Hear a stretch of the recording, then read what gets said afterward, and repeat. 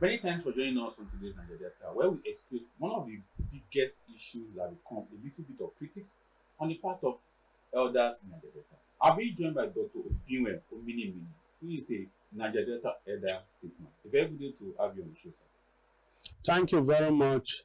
I am the national spokesman of Niger Delta Forum Pandev, Dr. Obiuwevbi Ominimini. So, Thank you for having me. So let's begin. There have been issues around the Pandev and some issues in the Niger Delta that become so critical that elders like you have to weigh in. So what has been the major headlong hardliner stand on some of the issues of Niger Delta that you have to just intervene? Number one, the entire people of Niger Delta have to be commended for their peaceful nature, because the entire people of Niger Delta allow the free flow of the oil that is being extracted from Niger Delta. Niger Delta is so peaceful to the extent that the IOCs, the federal government, feel at home in terms of the oil extraction in Niger Delta. However, the people of Niger Delta are suffering. We are suffering from the oil exploration and what we call exploitation, because everybody knows that it is the oil and gas from Niger Delta that is feeding the entire Nigeria. The entire Nigeria, all the states of the federation, all the local governments, 774 local governments in Nigeria, share money on monthly basis from Revenue Mobilization, Allocation and Fiscal Commission. This money is coming from the oil and gas. Meanwhile, the people of Niger Delta, they have no good hospital. The people of Niger Delta, they have no good road. Look at the East-West Road, for example. That is the road that connects the entire people of Niger Delta, from Benin to Warri, to Ugele, to Patani, to Yanagwa, to Port Harcourt, to Calabar, to Rivers, and to Uyo, and to Calabar. This road is not passable. As to you, it will take you 10 hours to move from Benin to Warri. In fact, the federal government, not just this government, we are talking of successive government, age-long government in this country, they have neglected the people of Niger Delta. That is why we are now appealing to Tinubu to write his name in gold, not to behave like the past president that neglected this region. I keep talking about president. So sorry to cut you because I quickly like to chip in. Are these the frustration that you have heard, that you have seen among the Nigerian people in recent times? Let me tell you, like I was saying, just mention roads as one of the problems confronting the people of Niger Delta. You cannot move easily from Ugele, from Agbara, from Warri to Yanagwa. You cannot move easily from Yanagwa to Port Harcourt. So the only road that connects all the states of Niger Delta together is passable. Then look at the gas flaring. The gas flaring is killing our people. Every day we breathe in hazards, and we now have different diseases that kill our people. Cancer is just like ordinary sand that is available everywhere in Niger Delta. Our lifespan is now reduced. The question we ask, what crime did the people of Niger Delta commit? That you take their gas, you take their oil, the crude oil, and you cannot plow back some of this money to help the people of this area. Let me tell you, Nigeria has abundance of gold reserve. The people of northern Nigeria, where these goals are, like Zamfara, like Nasarawa, even in the FCT here, individual family are mining this gold. There's what we call artisanal mining of gold.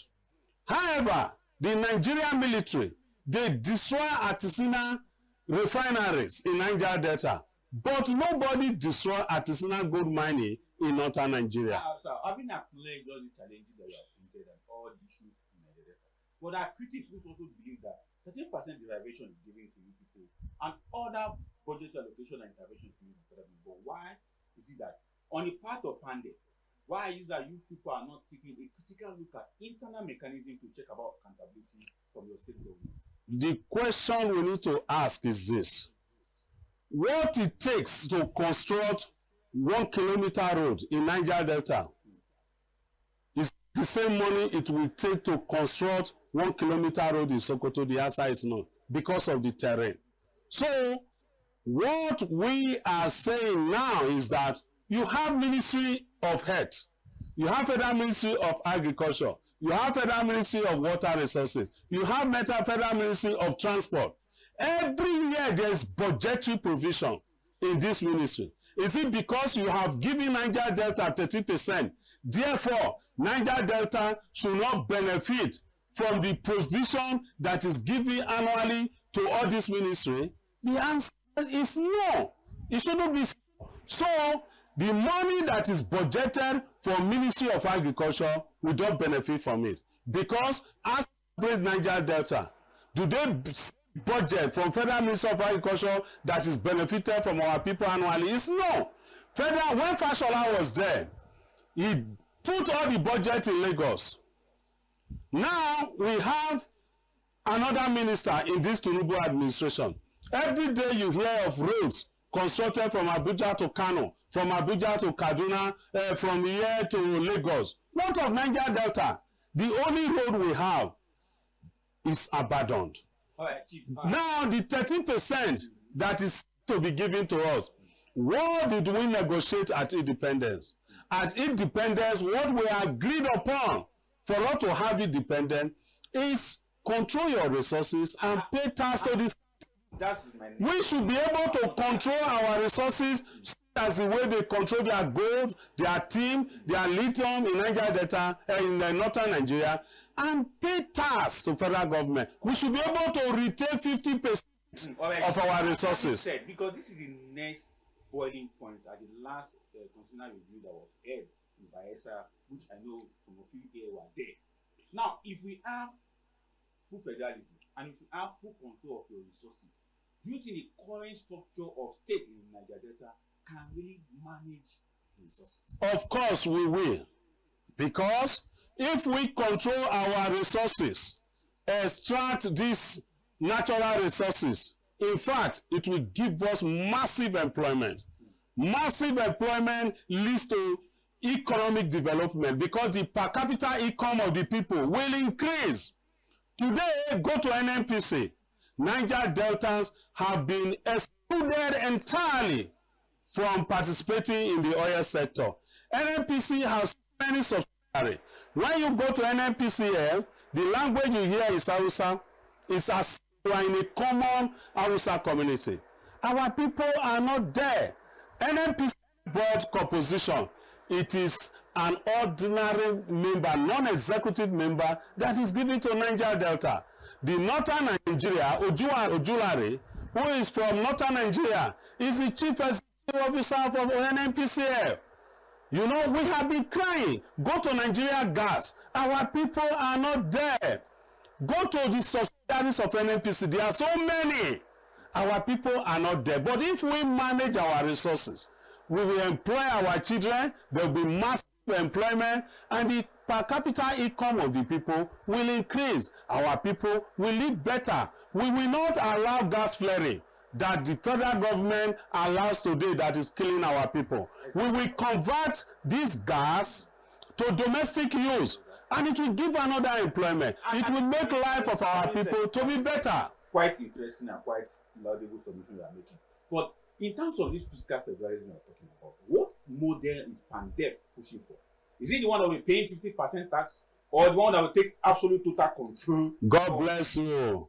The model we are talking about is the agreement at independence. Of course, you know very well that the University of Nigeria was established as a result of true federalism, where the Eastern region controlled their resources and they were able to build the University of Nigeria. Ahmadu Bello also built the university here. Awolowo did very well, built the university and also established TV station, constructed the road, and we're living better. The type of true federalism that we are talking about is the one at independence. Ability to control your resources and pay tax to the center. And what was it at independence? You retain 50% of your production and pay 20% to the federal government so that the federal government can maintain territorial integrity and international diplomacy.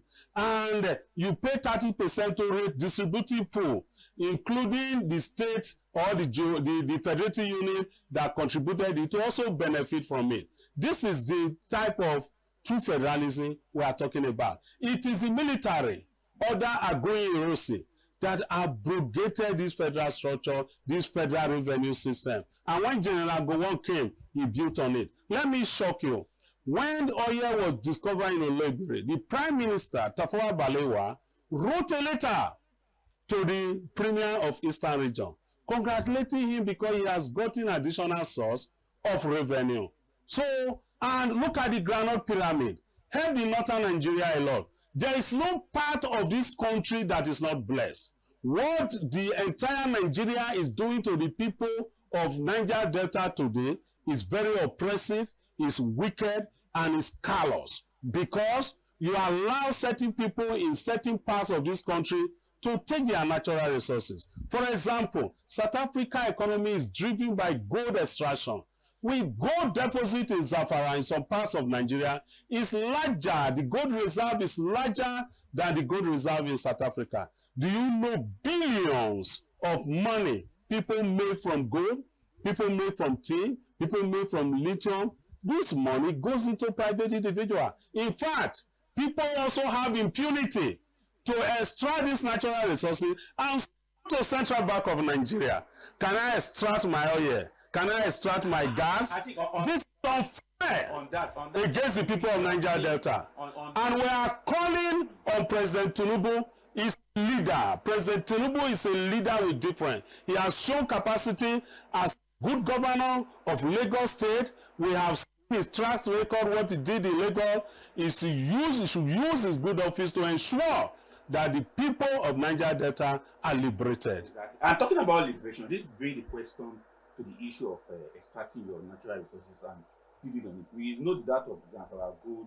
With what the federal government is doing currently right now, we are seeing a little bit of peace in that regard and money coming to the federal government. But talking about militancy and environmental degradation in Nigeria, do you think this resource control will bring to an end militancy or a bunkering in Nigeria if eventually Nigeria gets resource control for themselves? As I speak to you, there is no more militancy in Niger Delta. That militancy that was in Niger Delta was meant to fight the injustice against the people of Niger Delta. Of course, you know, under the government of Yar'Adua, amnesty was brought aboard, and our sons, our youth now embrace amnesty. Of course, look at what is happening in Niger Delta today. There is increase in oil production. If there is no peace, can there be increase in oil production? The oil production dwindled to about 700 barrels per day. But today, it's almost 2 million barrels per day. In fact, that tells you that the people of Niger Delta are very peaceful. What we now need is that the goose that lay the golden egg should be properly taken care of. And what we are asking for is not rocket science. Give us road, the east-west road. Give us east-west road so that we can travel, we can transport our goods from one community to the other. That is not difficult. Give us good hospital. Why should our people be running to England, be running to USA to treat diseases? This is unfair. Stop gas flaring. The gas flaring is killing us. Do you know that the settlers or the IOCs, the oil companies, they pay money, what we call gas flare penalty, to the federal government? This money is lodged in the central bank.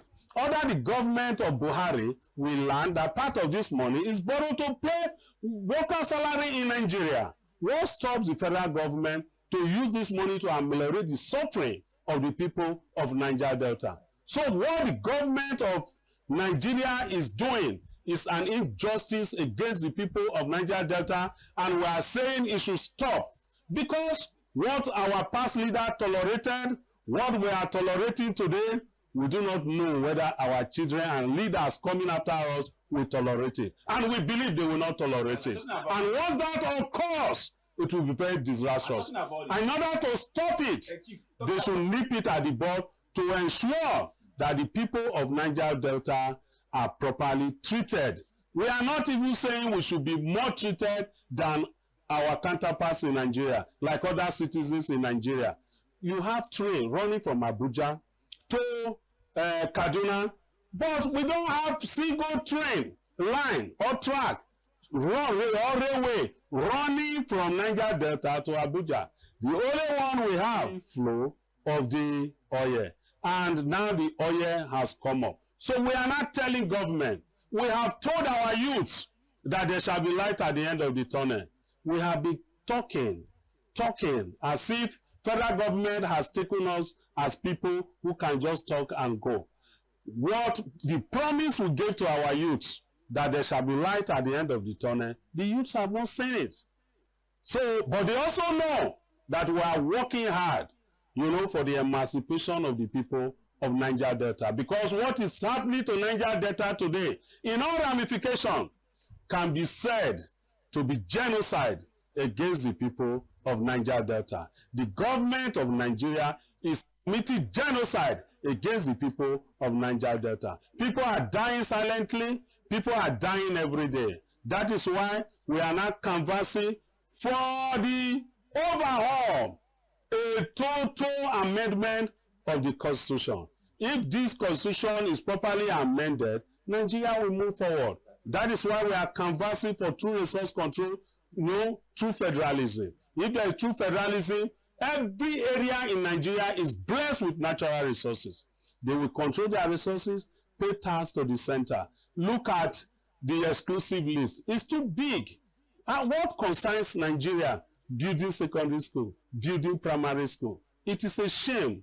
They chew more than they can swallow. Having said, Doc, we have to leave it here, and I believe that authorities have taken note of what I've said. And I also believe that the last constitutional review, most of these demands have been made in documents submitted to the authority. I want to appreciate you for coming on the show, quite submissive, very intelligent submission from you. I just hope that the youth and the elders in the Delta will see the light at the end of the tunnel. So thanks for coming on the show. Thank you very much. Finally, the appointment of the chairman of INEC should not be done by the executive. Pandef is canvassing for that. The office of the Attorney General should be separated from office of the Minister of Justice, or at the state level from the office of the Commissioner of Justice. Thank you, and God bless you. Thank you, and you're still watching Niger Delta Today. That's a conversation with the Pandef National Spokesperson, Dr. Obiuwevbi Ominimini, who has been speaking with us on a couple of issues that Pandef considers exigent when we talk about the existence of the Niger Delta region. He spoke elaborately on how the Niger Delta should be given a seat at the table when we talk about decision-making in the oil sector of the country. He spoke about the infrastructural developments that are hoped to be seen in the region, and of course, how the Niger Delta can be given more control of its resources to the tune of 50%. But the cardinal question to ask here is, what would have been the fate of the Niger Delta region? Let's say the region was without oil. Really thought-provoking indeed, and we're hoping that the demands of the Niger Delta stakeholders would be taken into account, and some of these issues would be laid to rest to give the individuals, members of the region, a real sense of belonging. My name is Xavier Robert, and that has been the size of Niger Delta Today for today. Do have a terrific afternoon. Bye for now.